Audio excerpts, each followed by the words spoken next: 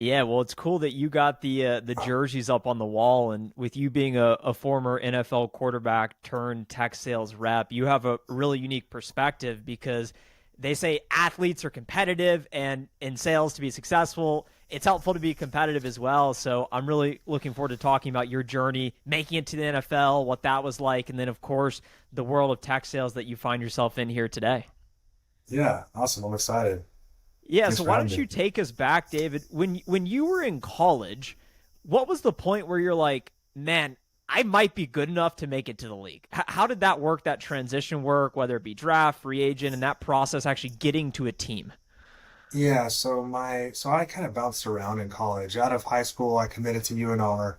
That was Colin Kaepernick's like junior year when I was there. And he was kind of that was it was like a really good year that year. But I realized I wasn't going to play there. I don't run a 4.4 40. I'm not fast. Should not have committed there, but I was super excited to get an offer and we committed a little prematurely. But so I was only there for a fall, went back to junior college, and then um, didn't get anything until my into my second year. Went to San Jose State, and we it was like just perfect timing for me. There was a lot of guys who had kind of been grinding it out the last 3 years with a new coaching staff, establishing the culture, um, and then they needed somebody to just get them the ball that at the end of their junior senior year. So perfect timing. And then I didn't really think about the NFL until after that year when one of our people inside were like, "Hey, are you gonna make a decision?" I'm like, what are you talking about? Decision for what? Like, are you gonna enter the draft early?" And I wasn't very active on Instagram or like Twitter then, so I wasn't sure what was kind of going on. There was like forums, and you would kind of see where you were ranked statistically, and I was always like top five. It was like Derek Carr, Teddy Bridgewater. We were all kind of up there. Um, and I wasn't gonna leave because we had a lot of guys coming back. So that was when I was like, oh wow, this is real. I need to. Then after that year, you start getting the agents. Um, I got like insurance just in case like something happened to me and my draft status fell.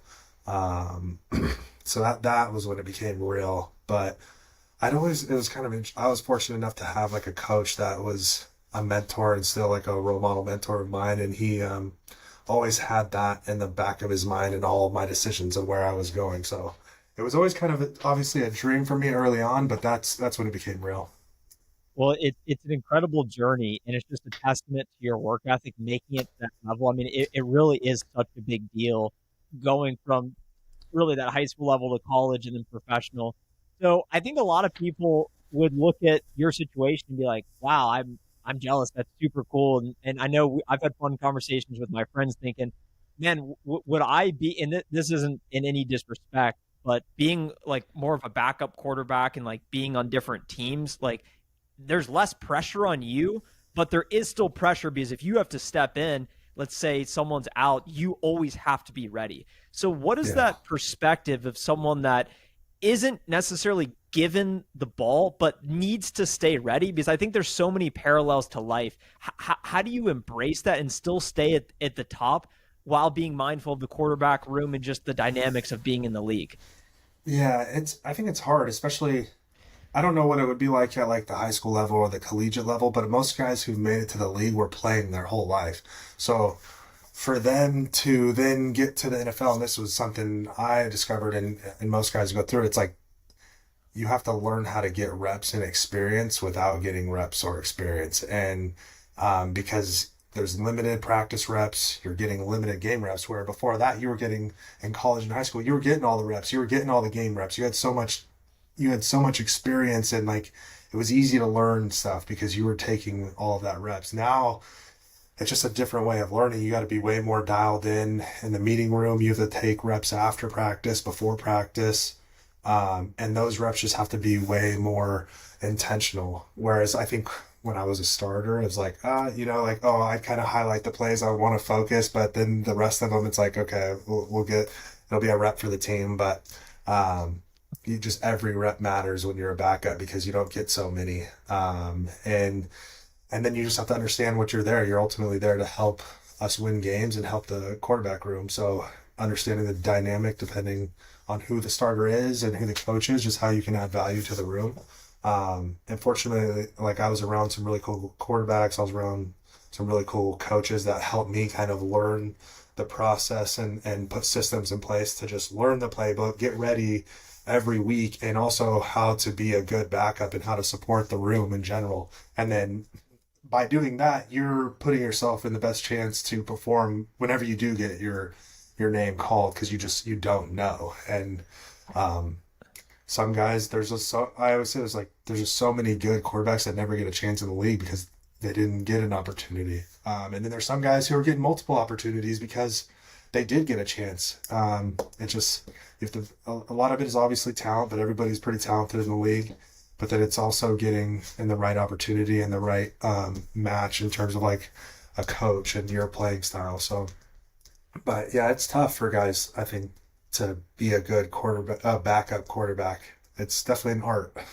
And I have so much respect for folks like the Ryan Fitzpatricks of the world that just kept at it, stayed at it, and have been in so many different situations.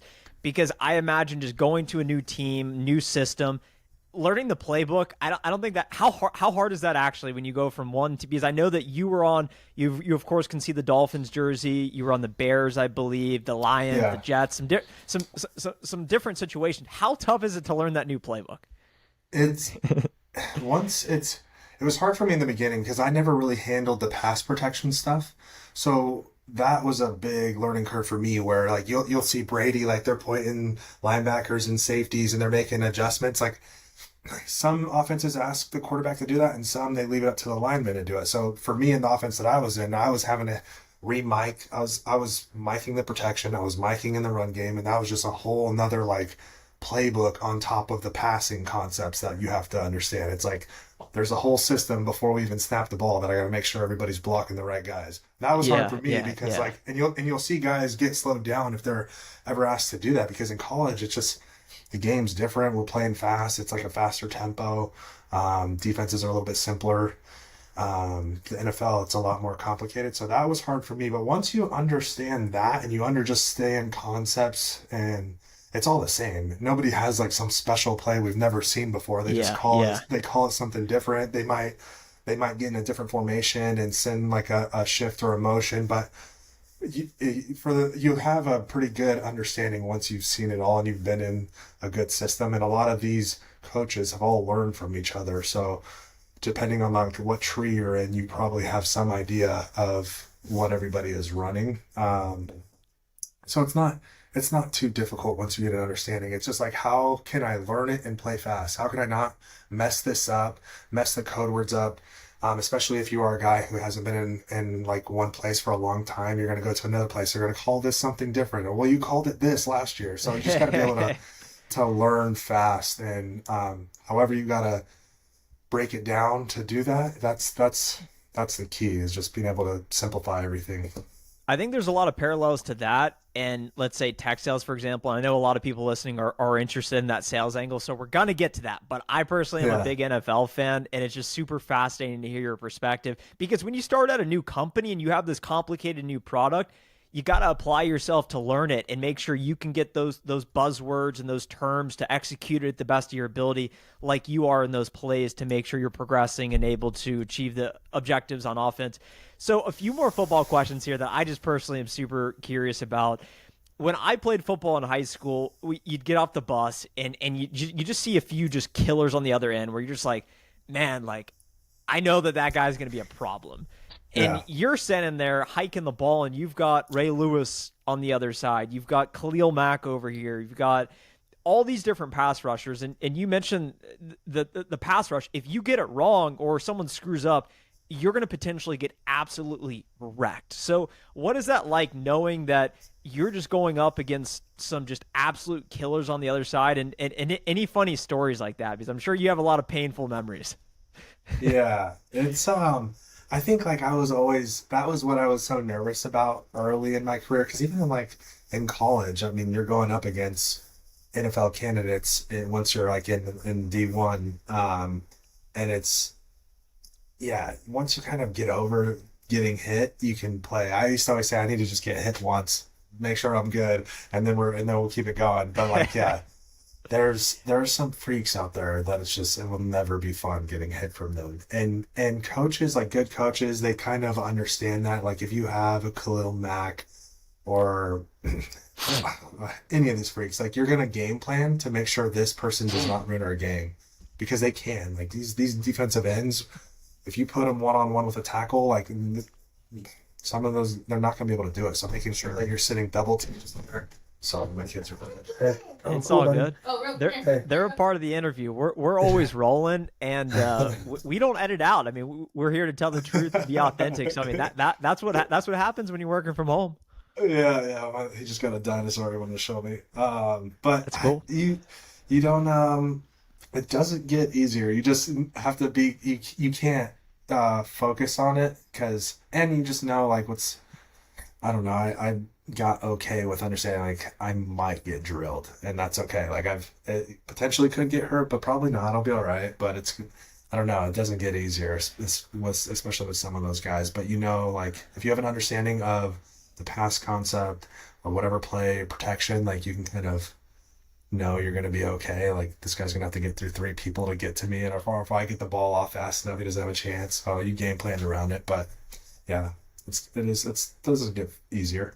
When you got your guy in the deep post, but you got someone running right up the A gap, you're going to take a hit, but you're potentially going to get the touchdown. So it's just, I think it's what the greatest quarterbacks embody.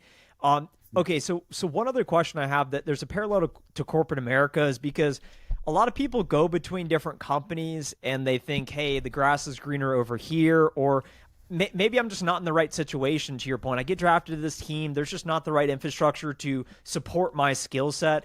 I'm at this company selling this product. I just don't quite like it. I'd rather sell to human resources opposed to salespeople.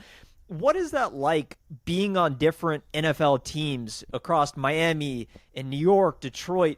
You're in different organizations, different ownership structures, different coaches, different support resources we have a good offensive line, we have a bad offensive line. We got great receivers, we have less great receivers. So what is that experience going to different systems and talk about your perspective of the role culture plays in the team and individual success? Yeah, so fortunately for me, I was around Adam Gase a lot of my career. So I had Tressman and Phil Emery. They were the head coach and GM when I got drafted. They ended up getting fired. And then John Fox and Adam Gase and Dow Loggins, they came in the next year. And that's like, I almost got cut that year. And then Gase ended up liking me and, stuck around that year, stuck around the next year. And he ended up going to Miami. And then when I got let go from the Bears, he knew I knew his system. He liked me when I was at Chicago, so I ended up going over there. And it's very much, it is very similar to obviously like tech sales. Like you want to go to a good company with good product, but you also want to be around good leadership and have a good manager. Like I didn't realize that when I first got in is how much of effect on your career and your success that your manager has on you. And it's very similar to if you have a good coach or a bad coach, you're either going to really enjoy your time on the football team or you're not. It's very similar. And fortunately for me, I was around Gase and he brought a lot of that staff over from Chicago to Miami to the Jets. And so I was around all the same guys for the most part for 4 or 5 years. And I knew the system. And culture is everything. And it's hard to figure out. Like we nailed it at San Jose State. It was like a leader-led team. Like everybody had bought into to what Coach Mike McIntyre had, and he didn't have to say anything. The leaders on the team, the seniors, already had everybody dialed in, and it was so fun because when you have everybody bought in like that, it's like you can't be stopped. NFL, it's different because the guys that the players are making more money than everybody in the building. And it's hard for like that hierarchy gets a little bit confusing sometimes because you might not be able to tell that player something because he's probably going to be here and the coach might get fired if it doesn't go well. And it is hard sometimes to get that culture going, but the teams that do it, like the Patriots, Andy Reid, some of these coaches, you can just see it's the Niners when they're rolling, like everybody's just flowing and vibing, and it's definitely the key to success. It's just a little bit harder to do in the NFL because you have to get buy-in from the top all the way down and make sure that you're paying the right guys, because you pay somebody Yeah. bad, you pay somebody 60 million for 4 years and all of a sudden he's a different guy once he gets the money. It's like, it's tough. Um, so it is hard, but the culture is huge, and it's that's just everywhere in anything that you're trying to create a like performing environment. There's so many parallels to this in sales. It's crazy because when you continue to promote in corporate America, let's say you get to this enterprise account executive role, you're getting paid a good amount of money, and maybe all of a sudden you're like, I'm above prospecting. I've got 10 accounts I'm working. I've got all these resources. I don't need to pick up the phone. I don't need a prospect. And it's similar to a top level athlete that gets this big $60 million contract. You're Lamar Jackson. You have all this guaranteed money, for example. What have you noticed? You don't need to call anyone out specifically, but I'm sure some of these guys, they get complacent and they lose that hunger of like, what got me here was just such a great work ethic and putting in so much work. I've made it. I don't need to work quite as hard. What tends to happen when you've seen that? Do folks just drop off performance wise, or how does that work? Because I'm sure you've seen that of like, man, how did that guy get the contract? Yeah, I think like your why on why you do things changes throughout your career, right? Like when I wanted to make it to the league just because it was my dream. I love the game, I love the sport, and then you get to the NFL and you realize how much of a business it is. Like if they don't really care that much, and I think that's even in college. Like you have to perform, and otherwise you're not going to be playing. But it's just there's so much. It's with money involved and the business aspect, it just changes. And I think the guys that just have a good foundation of character and understanding of what they're doing and why they're doing it are able to handle the money. I think once they realize it's not about the money anymore, and they're like, I love this game, and there's more to life than just money and everything else that comes with football, they are able to kind of do it. And some guys don't. Some guys are like, they got the money, and it's very easy to see they change, they stop showing up, they stop working as hard, they've had more money than they've ever had or will ever need. And it's like, why am I going to go bang my head into another person's head and potentially jeopardize the rest of my life? And you can kind of understand that as well. But I think I am fascinated as well and I've fortunately been around some really cool quarterbacks that they've made the most money on every team and are the hardest working people, and they just have good character. They understand like what they want, what they're doing. But I asked that same thing. I was like, I would ask like Cutler, I'd ask Tannehill, Stafford, like why, like what are you doing, like. But the game is the football is so. And that's like sports in general, but I feel like football in the quarterback position, there is not many things like it. And you become addicted to everything that comes with it, the energy, the adrenaline, the camaraderie with your team, the attention. And then obviously the money's awesome, but those guys have already made more money than they'll ever need. So I think that's why they do it. And I didn't really realize it until you're out of it. And then you realize what you miss, you miss the attention, you miss the energy, you miss going to a stadium full of 100,000 people, you miss your guys, you miss going into like a modern day gladiator setting. There is not many things like it. There isn't anything like it. Maybe, yeah, not in a team environment like that. So I don't know. I don't know if that really does a good job of describing what sets people apart and why they are able to handle the money or that. But yeah, I don't know. I'm It very intrigued by it as well.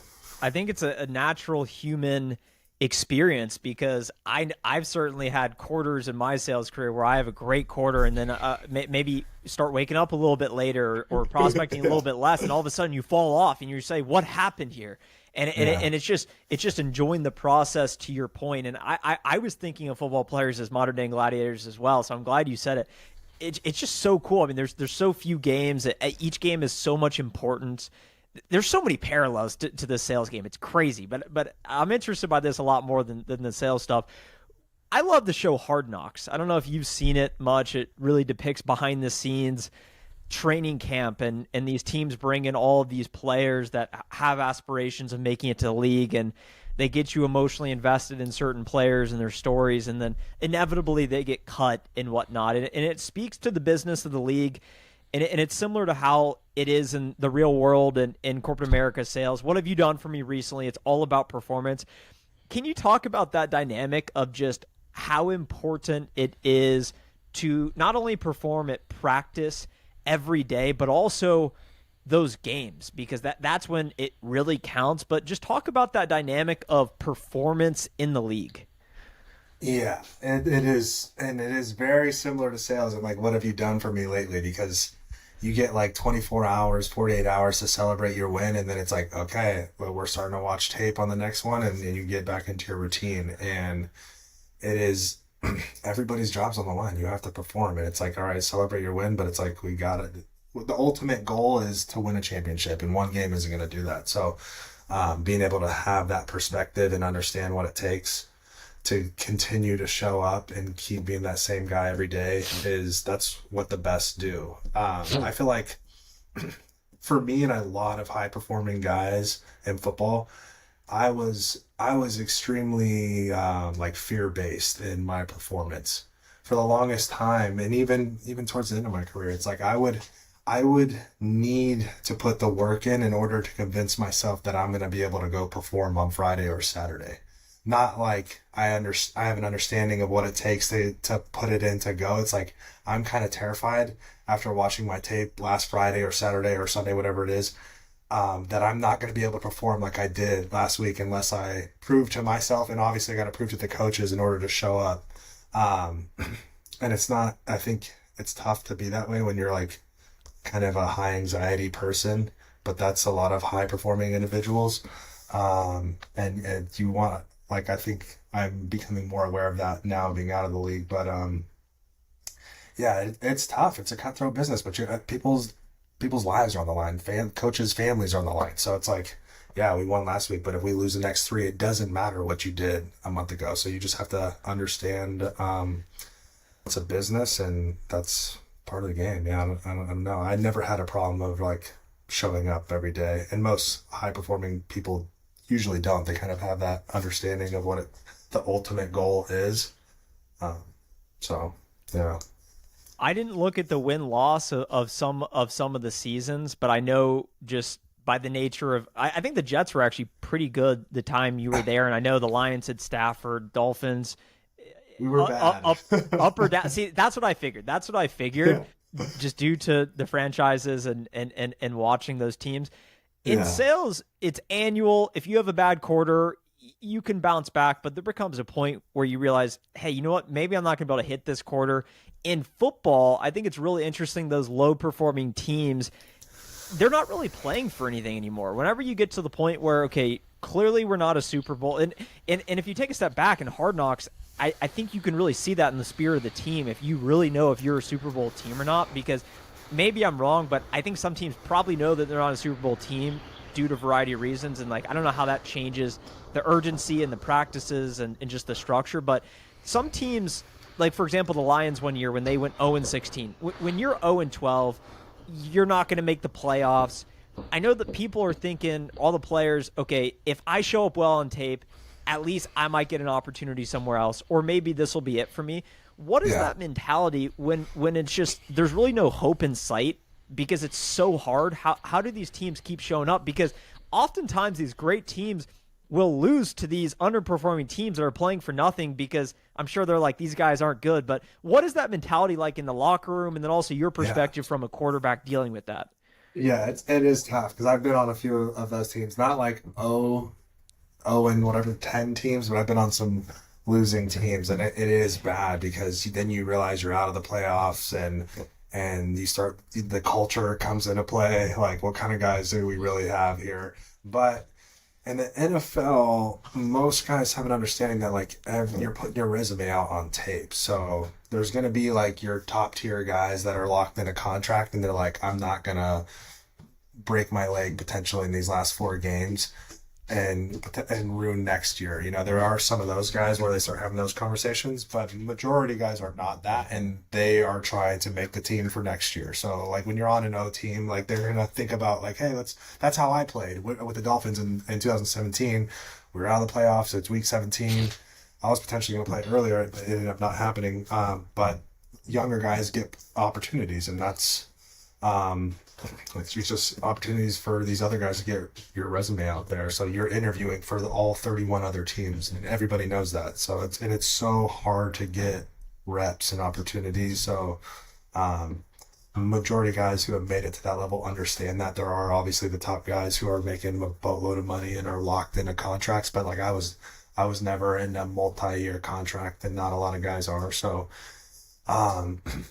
but yeah, overall culture in terms of going in one direction of winning a championship, tough, not very good on a lot of those teams. And it's hard for a coach too. And I've dealt with this, like when you're losing consistently, and it's so hard to win a game in the NFL, and then you just lose like 5 in a row. Like, what do you come and say to your guys? So eventually you run out of things to say.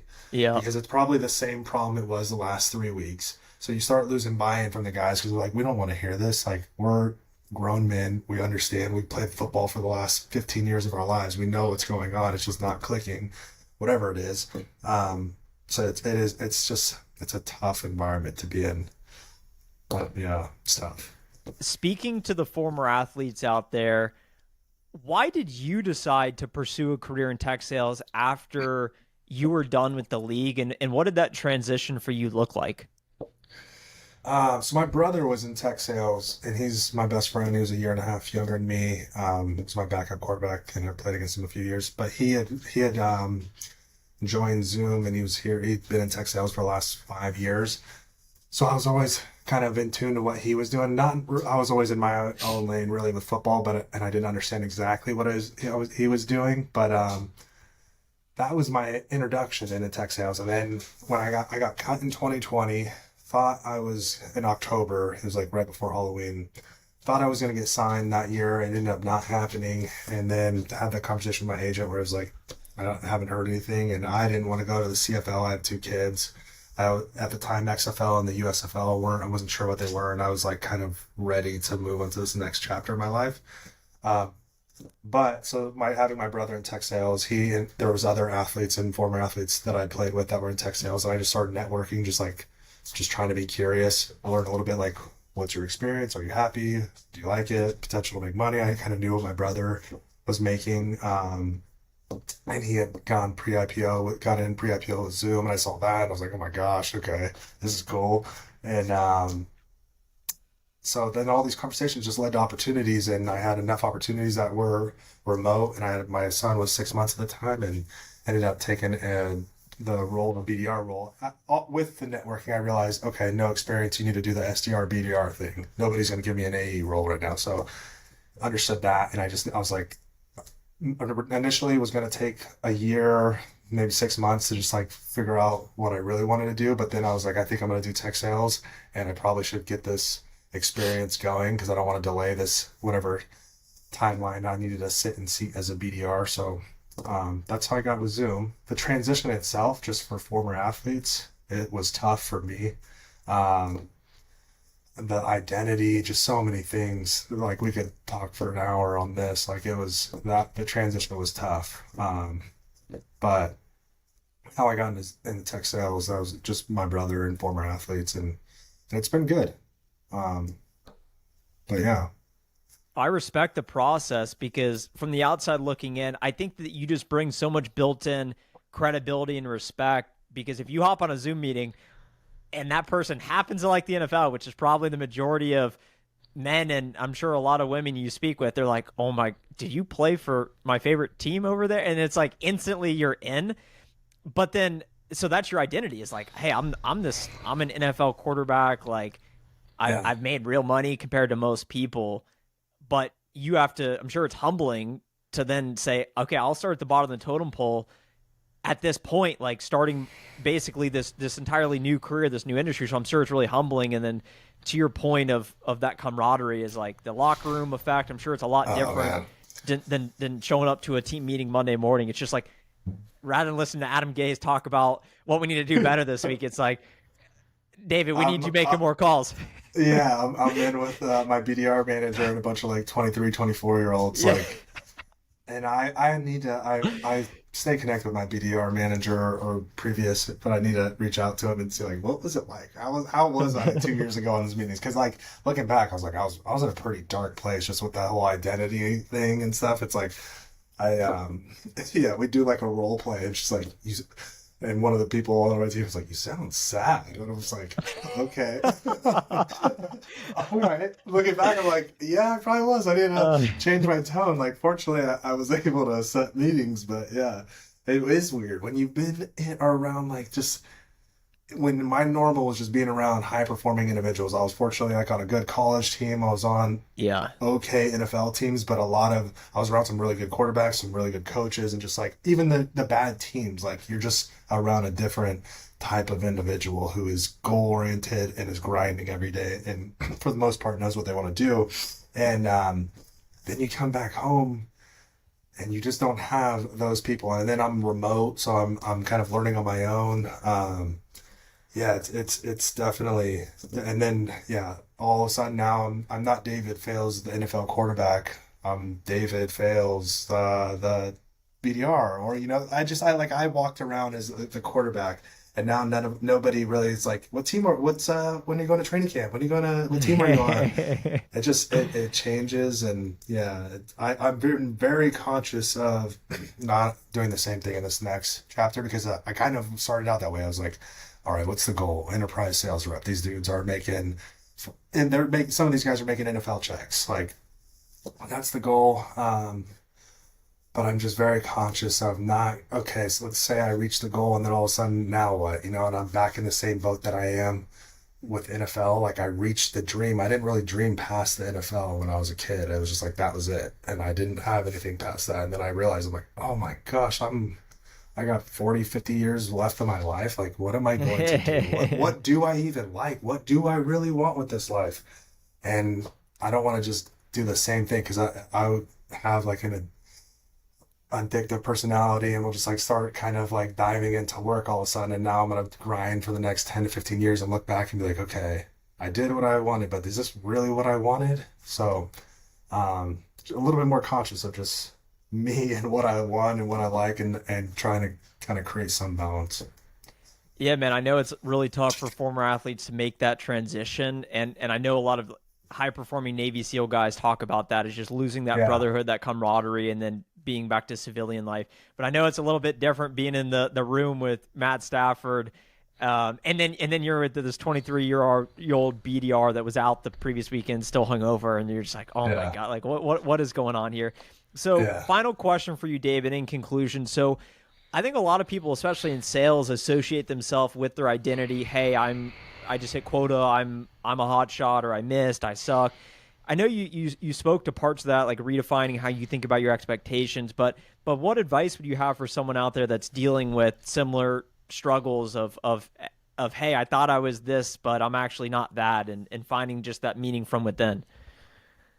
Yeah, I think it is tough. I find myself doing that too. It's like you close a big deal, all of a sudden it's a good day. Yeah. I don't close anything for a month, and now I'm like the worst rep ever, and I suck at life, and so it's like it's never as good as you think, and it's never as bad as you think. That's something that like, and that is so transferable to a lot of areas of your life, and then like being able to just kind of get some clarity on exactly who you are and what you want and your values. And then I think in terms of like the sales aspect, it's just like having metrics that you can measure that aren't, you're not just like guessing, it's like, hey, if I'm doing what I'm supposed to do, it's going to work out. And if not, like you can look back on the data, make adjustments and keep going. But, it is tough. You just have to understand and I don't know if I have the answer for this because I'm still working on it, but it's like getting clear on exactly what you want, having perspective outside of just work.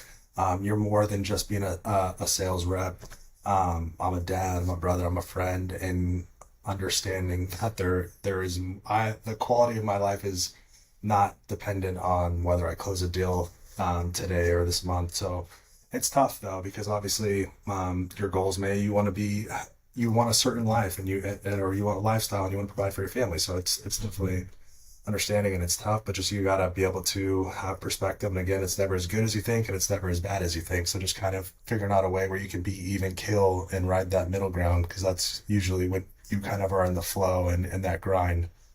But it is tough. Well, David, I really enjoyed hearing your perspective here today, and just appreciate you going in depth with your experience. It's super interesting to me getting an inside look into that world, and I know I try and provide that to other people just from a tech sales standpoint. So for anyone listening, you can see David's jersey there. Go check out his highlights, but more importantly, go check him out on LinkedIn. Is there anywhere else that you're creating content or talking that you'd like people Yeah. to go check you out if they're still listening? I'm on Instagram, I'm on Twitter, and I'm on LinkedIn. I'm definitely trying to be more active and consistent. But yeah, I'm on there. But I wanted to say thank you to you, because you obviously were one of the people when I was getting into tech. I'm on YouTube tech sales, and I think you're kind of, I don't know if that was the beginning or where you were in your stage of like creating content on YouTube, but it seemed like the beginning versus where like the quality of your content now. You've definitely upped your game and it's been super helpful. But I was like watching all your stuff at the beginning. You're talking about cold calls and like your experience at Calls Crit. So I was like, you were super helpful early, and because you were there wasn't a lot of people creating too much content on the actual grind and day, like what was going on Yeah. in your role, and you were sharing that. So definitely appreciate you, and been following your stuff for the last few years. Yeah, well, super humbling to hear you say that, David, and everyone can go check out my huddle highlights next, and you can disregard my YouTube videos. If I used to be a defensive end, so if I would have seen you on the Nice. field, I would be coming for you, David. But only 1.5 sacks senior year of high school, so I don't know if I would have got you. But thanks so much for being here today, and wishing you all the best. Cool, man. Thanks for having me. I appreciate it.